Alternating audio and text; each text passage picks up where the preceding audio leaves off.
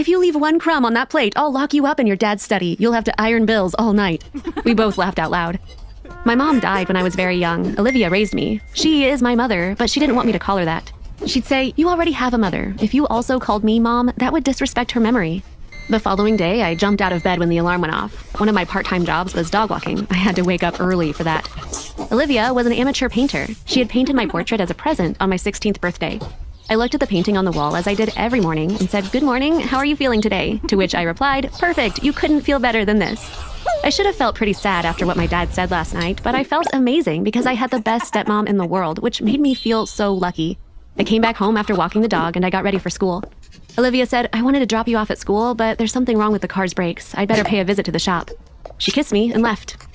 I spent the day at school looking at part-time job listings online. Olivia wasn't there when I got home. I was surprised because she's usually home before me. I called her to find out where she was. Her phone was off. I called the restaurant where she worked. Her colleague said, "Honey, don't you know? Olivia had a terrible car accident on her way to work this morning." I was shocked. I found out which hospital she was at and rushed over.